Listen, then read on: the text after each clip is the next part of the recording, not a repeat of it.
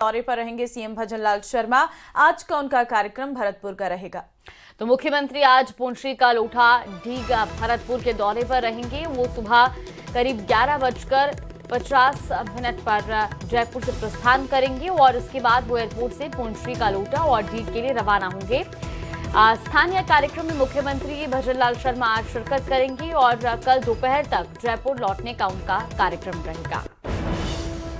तो सीएम आज पुंछरी का लौटा जाने का उनका कार्यक्रम है। आज मुख्यमंत्री भजनलाल शर्मा का ये भरतपुर का दौरा अपने आप में महत्वपूर्ण है। सुबह 11:50 पर प्रस्थान करेंगे। जयपुर एयरपोर्ट से पुंछरी का लौटा के लिए ढीग के लिए रवाना होंगे और वहां पर वो स्थानीय कार्यक्रम में शिरकत करेंगे। कल दोपहर तक जयपुर लौटने का कार्यक्रम मुख्यमंत्री भजनलाल शर्मा का है। ये बड़ी खबर आपको बता रहे हैं, आज सीएम भजनलाल शर्मा भरतपुर दौरे पर रहेंगे और इस बीच वो एक स्थानीय कार्यक्रम में शामिल होंगे। तो आज सीएम पुंछरी का लौटा भी जाएंगे और आपको बता दें कि वहां पर कई कार्यक्रमों में सीएम भजनलाल शर्मा शिरकत करेंगे। तो सुबह करीब 11:50 पर वो जयपुर एयरपोर्ट से रवाना होंगे और इसके बाद कल दोपहर तक उनका वापस लौटने का कार्यक्रम रहेगा।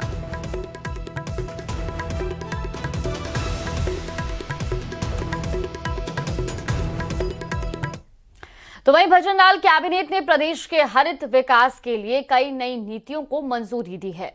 डिप्टी सीएम प्रेमचंद बैरवा ने बताया कि कैबिनेट बैठक में पर्यावरण सुरक्षा को प्रगति देने के लिए राजस्थान वाहन स्क्रैपिंग नीति 2025 को मंजूरी दी गई है। इसके अलावा नई गाड़ियों की खरीद पर टैक्स में छूट देने से जुड़े फैसले पर भी मुहर लगाई गई है। तो वहीं सर्विस सेक्टर में आईटी की अहमियत को देखते हुए राजस्थान AIML पॉलिसी पर भी सीएम भजनलाल ने मुहर लगा दी है। हालांकि पर्यावरण से इतर राजस्थान राजस्व लेखा सेवा नियम 2025 का भी ऐलान किया गया है, लेकिन इन सब में सबसे बड़ा फैसला गाड़ियों की खरीद पर टैक्स में छूट को लेकर रहा। तो किन किन फैसलों पर कैबिनेट की बैठक में मुहर लगी है वो भी आपको लगातार कैंपस के जरिए बता रहे हैं। राजस्थान राजस्व लेखा सेवा नियम 2025, नई गाड़ियों की खरीद पर टैक्स में 50% तक छूट, राजस्थान AIML पॉलिसी को मंजूरी। इसके अलावा विधानसभा में अतिरिक्त मार्शलों की नियुक्ति और ये महत्वपूर्ण फैसले जो हैं वो कैबिनेट में लिए गए हैं।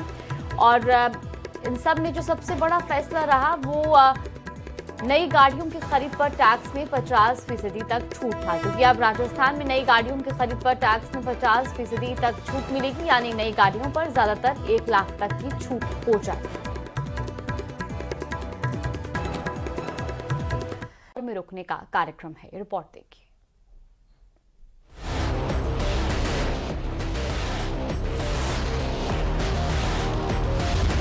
रणथंभौर में गांधी और वाड्रा परिवार,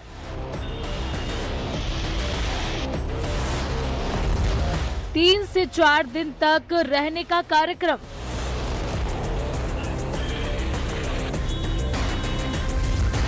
होटल शेरबाग में ठहरा है गांधी वाड्रा परिवार।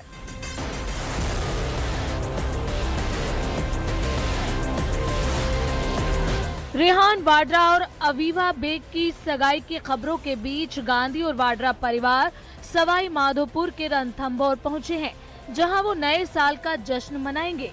परिवार का रणथंभौर नेशनल पार्क में भ्रमण करने का भी कार्यक्रम है। इस बीच रेहान और अवीवा ने रणथंभौर में टाइगर सफारी की और साइटिंग का लुत्फ लिया। दोनों कैप पहने हुए दिखाई दिए। गांधी वाड्रा परिवार के साथ उनके दोस्तों के अलावा अवीवा बेग का परिवार भी है।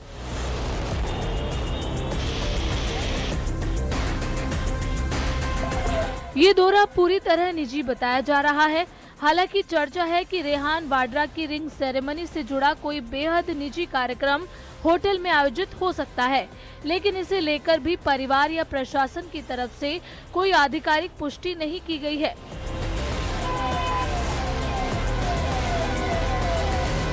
गौरतलब है कि गांधी वाड्रा परिवार का रणथंभौर से पुराना जुड़ाव रहा है। प्रियंका गांधी वाड्रा अपने परिवार के साथ साल में कई बार रणथंभौर आती रहती हैं और राहुल गांधी और सोनिया गांधी यहां पहले भी घूमने आ चुके हैं। सवाई माधोपुर से न्यूज 18 राजस्थान के लिए गिरिराज शर्मा की रिपोर्ट।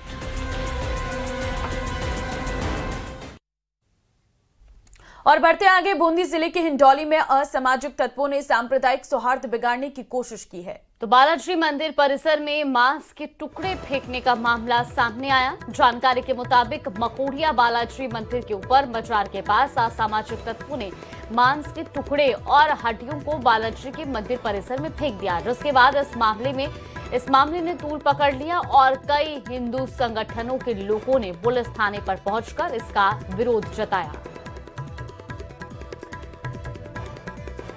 और जिस पर पुलिस ने कार्रवाई करते हुए 6 युवकों को डिटेन किया। झंडौली व्यापारिक संगठनों ने भी अपने अपने प्रतिष्ठान बंद कर विरोध प्रदर्शन दर्ज कराया है। तो वहीं हनुमानगढ़ में आईजीएनपी की जल परामर्शदात्री समिति की बैठक में हंगामा हो गया, जिसके बाद बैठक के बीच में छोड़कर विधायक धरने पर बैठ गए। और आईजीएनपी में 4 में से 2 समूह में पानी चलाने की मांग करने लगे। रायसिंह नगर विधायक सोहन नायक, पिलीबंगा विधायक विनोद कोतवाल, अनूपगढ़ विधायक शिमला नायक, कांग्रेस जिलाध्यक्ष मनीष मक्कासर ने पानी की मांग की है। कहा है कि 2 समूह में पानी नहीं मिलने पर किसान बर्बाद हो जाएंगे। जबकि सिंचाई विभाग के मुख्य अभियंता ने कहा है कि डैम में इतना पानी नहीं है, 3 में से 1 समूह में चलाया जा सकता है। तो वहीं श्री गंगानगर में भी सिंचाई पानी की मांग को लेकर प्रदर्शन सामने आया। आईजीएनपी के 4 में से 2 समूहों में सिंचाई पानी की मांग को लेकर किसान घड़साना एसडीएम कार्यालय पर धरने पर बैठ गए और किसानों ने इस प्रदर्शन के चलते प्रशासन अभी सतर्क नजर आया। फिलहाल 2 तस्वीरें आपको दिखा रहे हनुमानगढ़ और श्री गंगानगर की, जहां पर आईजीएनपी में 4 में से 2 समूहों में पानी चलाने की मांग की गई है और इसी को लेकर धरना भी दिया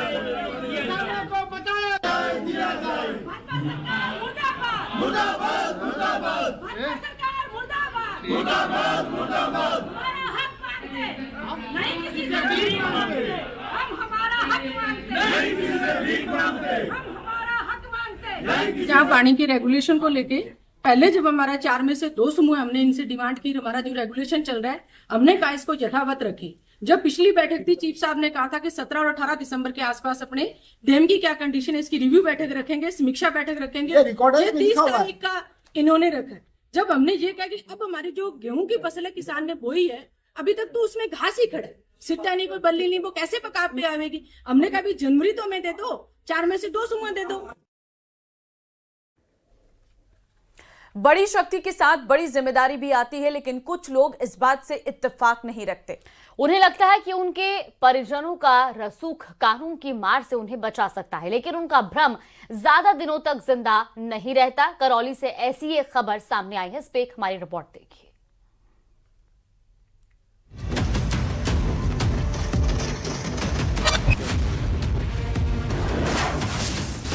पुलिस ने की सॉलिड तैयारी।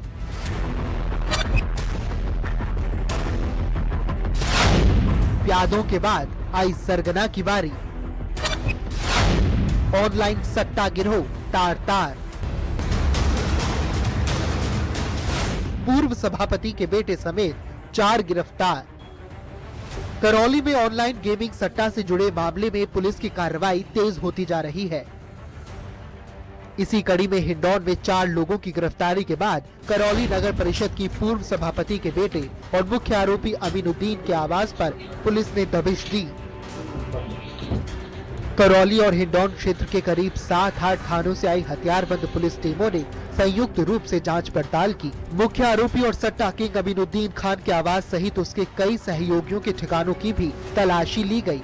पुलिस ने अमीनुद्दीन खान के 2 आवासों से महत्वपूर्ण कागजात, सीसीटीवी की डीवीआर समेत अन्य सामग्री जब्त की है। 26 तारीख की शाम को हिंडौन सिटी कोतवाली में जुए सट्टे की एक बड़ी कार्रवाई हुई थी, जिसमें मुलजिमों से पूछताछ के आधार पर जो पहले पूर्व चेयरमैन रही हैं रशीदा खातून जी, उनके बेटे अमीनुद्दीन को गिरफ्तार किया गया था और उनकी निशादेही पर और उनके जो पूछताछ जो तथ्य सामने आए, इसी कारण से आज इनके जो 2 आरोपी माने जा रहे हैं, इसमें एक गिरफ्तार हो चुके हैं अमीनुद्दीन और दूसरा है राशिद है। उसके दोनों के घरों की तलाशी ली गई है। आपको बताते चलें कि 26 दिसंबर को सीओ हिंडौन सिटी और थाना हिंडौन सिटी की टीमों ने 3 दूसरे आरोपियों को गिरफ्तार किया था।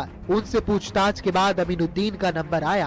पुलिस अधीक्षक लोकेश सोनवाल ने बताया कि अवैध जुआ सट्टा और संगठित अपराध के खिलाफ पुलिस की कार्रवाई आगे भी जारी रहेगी।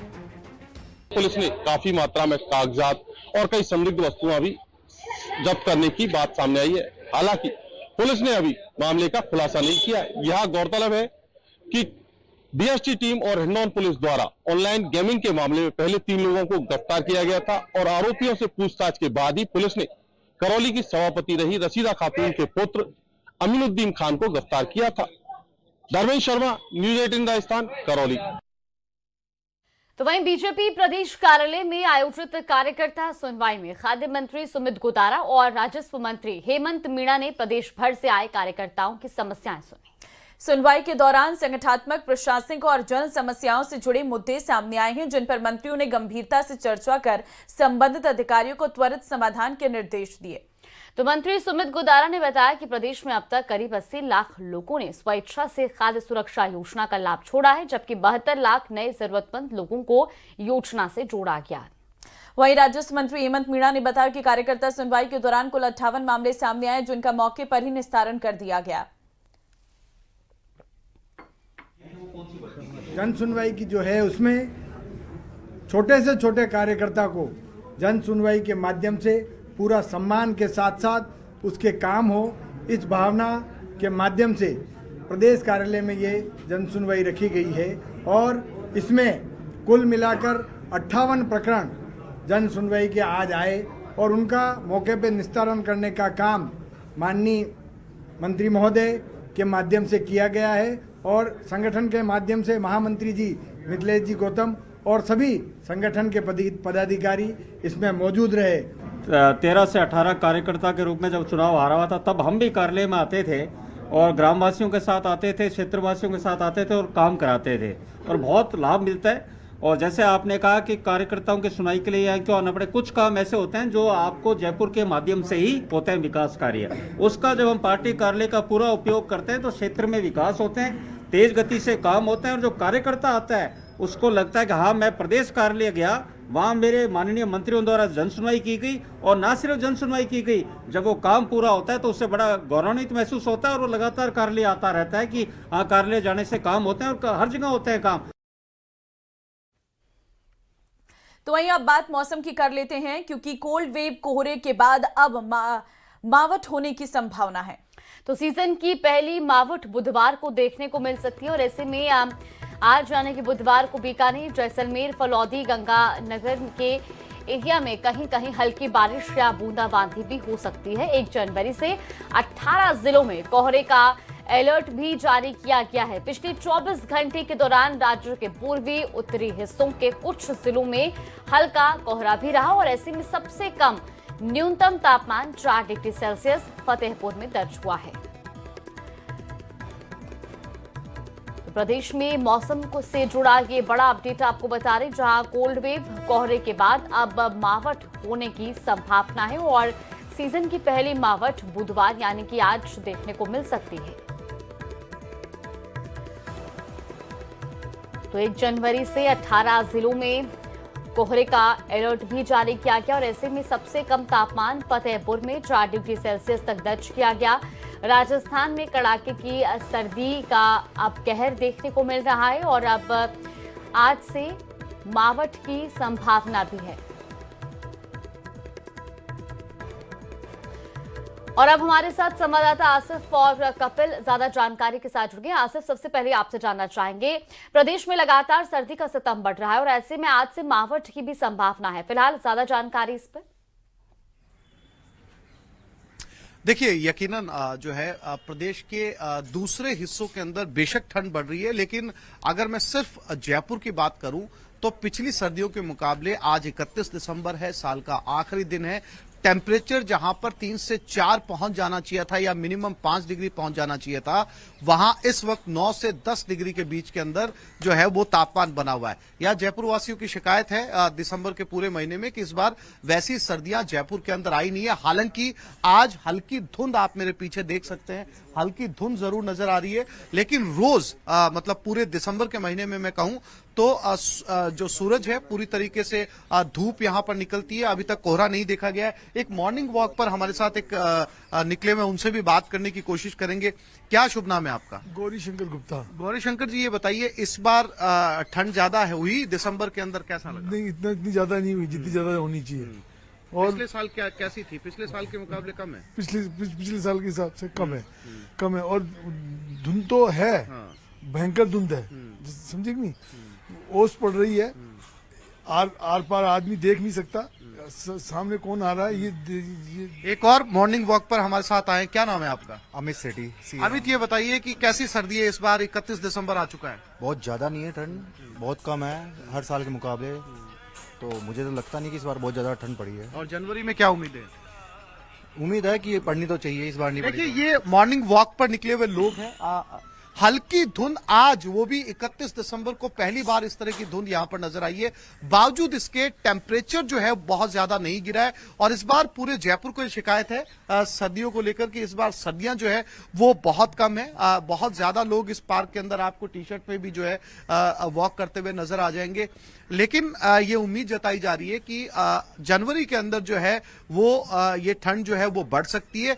इसके साथ साथ जो है वो मावठ का जो समय है वो भी अगले महीने में आ सकता है। हालांकि प्रदेश के दूसरे हिस्सों के अंदर जरूर, चाहे वो गंगानगर हो, चूरू हो, झुंझुनू हो, सीकर हो, इस बेल्ट के अंदर जरूर जो है वो ठंड टेम्परेचर गिरा है। 3 तक भी टेम्परेचर पहुंचा है, 2 डिग्री तक भी फतेहपुर शेखावटी का पहुंचा है। लेकिन जयपुर इस मामले के अंदर अभी 10 से 13 डिग्री के बीच में लगातार बना हुआ है। और आज इस वक्त जहां बाकी हिस्सों के अंदर 4 से 5 डिग्री पहुंच चुका है, इस समय यहां पर भी 9 से 10 डिग्री के बीच में बना हुआ है। ठीक है आसिफ, मैं लौटूंगी आपके पास। इस वक्त कपिल उदयपुर से हमारे साथ है, सीधे उन्हीं का रुख कर लेती हूँ। कपिल, झीलों की नगरी उदयपुर का क्या हाल है? क्योंकि यहाँ पर तो पर्यटकों की आमद भी बहुत ज्यादा है। क्या मौसम में इस बार वो तब्दीली देखने को नहीं मिली है जैसे जयपुर की स्थिति है? देखिए, उदयपुर में अगर हम पिछले 1 सप्ताह की बात करें तो तापमान में लगातार गिरावट दर्ज की गई थी। हालांकि पिछले 2 दिन के मुकाबले आज सर्दी का असर थोड़ा कम है। और आप देखिए, मैं इस समय पिछोला झील के किनारे मौजूद हूँ। सुबह ठंड होने के चलते पर्यटक अपने होटल्स में मौजूद हैं, तो वहीं दूसरी ओर कोहरा, कुछ दूर तक थोड़ा कोहरा जो है वो देखा जा सकता है। इस सीजन में अब तक उदयपुर में कोई खास कोहरे का असर नहीं देखा गया, लेकिन आज देखा जा रहा है कि जो झील किनारे जो अरावली की पहाड़ियां हैं, वे पहाड़ियां कोहरे के आगोश में इस समय नजर आ रही है। हालांकि पर्यटन स्थलों पर अभी पर्यटकों का पहुंचने का सिलसिला शुरू नहीं हुआ है, क्योंकि पर्यटक जो हैं वो ठंड का जो मौसम है, जो ठंड बढ़ी है, उसके चलते कुछ समय बाद में अपने होटल से बाहर निकलते हैं और फिर पूरे दिन घूमते हुए उदयपुर के पर्यटन स्थलों का लुत्फ उठाते हैं। फिलहाल गणगौर घाट पर आप देखिए कि इक्के दुक्के पर्यटक मौजूद हैं, प्री वेडिंग शूट कराने के जो कपल्स हैं वो मौजूद हैं। और नए साल के जश्न की तैयारियां यहाँ पर की जा रही है, क्योंकि झील के किनारे नए साल का स्वागत जो है उदयपुर वासी और पर्यटक करते हैं। तो आप देखिए कि यहाँ आज शाम को कीर्तन चलेगा, तो कीर्तन की तैयारियां हैं। फिलहाल अगर हम ठंड की बात करें तो तापमान जो है वो सिंगल डिजिट तक पहुंच चुका था। पिछले 3 दिनों में, जो पिछले सप्ताह की बात करें तो 4 डिग्री तक तापमान में गिरावट जो है वो दर्ज की गई थी। और आज भी ठंड का असर जरूर है, लेकिन पिछले कुछ दिनों के मुकाबले थोड़ा कम है। जी बिल्कुल, और सर्दी जो है आने वाले दिनों में बढ़ सकती है, ऐसी संभावनाएं भी हैं सिर्फ, क्योंकि अब मौसम विभाग की ओर से भी 18 जिलों में अलर्ट जारी किया गया है। तो आने वाले दिनों में ऐसी उम्मीद जताई जा सकती है कि जयपुर में भी अब सर्दी बढ़ने की जो संभावनाएं हैं। हाँ बिल्कुल, आप ठीक कह रही है कि जयपुर वासी लगातार मौसम विभाग की जो सूचनाएं हैं वो रोज पढ़ रहे हैं। और जयपुर वासी इस बात का इंतजार भी कर रहे हैं कि प्रदेश के बाकी हिस्सों के अंदर पारा गिर रहा है, लेकिन इस बार राजधानी जयपुर के अंदर जो है वो पारा बहुत ज्यादा नहीं गिरा। आप अंदाजा लगा सकते हैं, दिसंबर लास्ट है, आखिरी दिन है, और पारा जो है वो 10 डिग्री तक सुबह 9 से 10 डिग्री के बीच में बना हुआ है। हमारे साथ जो है एक और मॉर्निंग वॉकर है, उनसे भी बात करते हैं। योगा वो यहाँ पर कर रहे हैं, जानने की कोशिश करते हैं कि इस बार सर्दियों के अंदर जो है कितनी सर्दी। आप देख सकते हैं यहाँ पर ये बैठे हैं, टी शर्ट में, किस तरीके से बहुत ज्यादा सर्दी यहाँ पर है नहीं। क्या शुभ नाम है सर आपका? सर वीरेंद्र कुमार। वीरेंद्र जी, कैसी सर्दियां हैं? आपको दिसंबर का आखिरी दिन है, कैसी सर्दियां लग रही है? आपको लग रहा है पिछले साल के मुकाबले सर्दियां कम है या और बढ़ेगा? कम है, लेकिन मुझे लगता है कि जो क्लाइमेट शिफ्ट हो रहा है वो, तो हो सकता है कि जनवरी में सर्दियां बढ़ जाए। अभी तक क्या रहा टेम्परेचर? अभी बहुत कम है, नॉर्मल है।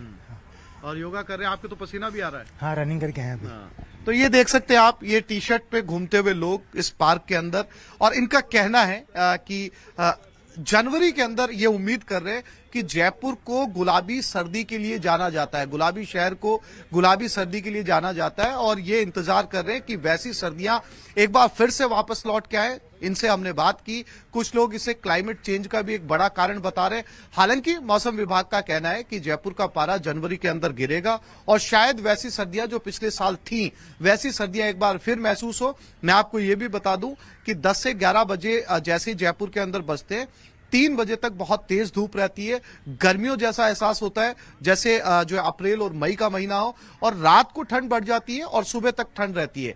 और वो जो रात को और सुबह का जो पारा होता है वो भी 9 से 10 डिग्री के बीच में लगातार बना रहता है। यानी इंतजार कर रहे हैं जयपुर वासी सर्दियों के आने का। ठीक है, बहुत धन्यवाद आसिफ, आपका भी और कपिल आपका भी तमाम जानकारियां देने के लिए। तो मौसम का क्या हाल है, हमारे संवाददाताओं ने ग्राउंड जीरो से हाल बताया है। और इसी तरीके से मौसम में जैसे नया साल नजदीक आ रहा है, देश भर के प्रमुख तीर्थ केंद्रों में भक्तों की भीड़ बढ़ती जा रही है। किसी भक्त को दर्शन में परेशानी न हुई हो, इसके लिए तैयारियां तेज कर दी गई हैं। भीड़ को संभालने के लिए विशेष इंतजाम किए जा रहे हैं।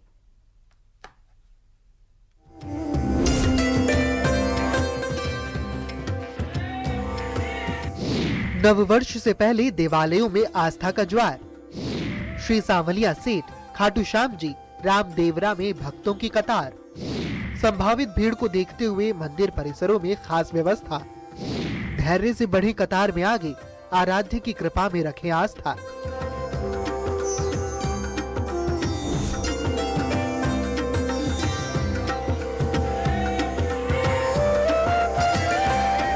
अच्छी बुरी यादों के साथ 2025 बस विदा लेने ही वाला है। अगला वर्ष भव्य और दिव्य हो, इसीलिए ईश्वर की शरण, उनकी कृपा जरूरी है। इसलिए देश प्रदेश के विख्यात देवालयों में आस्था का ज्वार उमड़ रहा है। ऐसी ही 3 तस्वीरें आपकी टीवी स्क्रीन पर।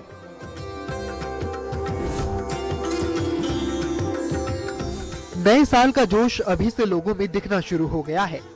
यही वजह है कि देश के फेमस पर्यटन स्थलों में से एक चित्तौड़गढ़ पहुंचने वाले श्री सांवलिया सेठ मंदिर के भक्तों की संख्या इतनी बढ़ गई कि मंदिर प्रशासन ने किसी भी प्रकार के वीआईपी दर्शन, प्रोटोकॉल के जरिए होने वाले दर्शन और स्पर्श दर्शन पर अग्रिम आदेश तक रोक लगा दी है।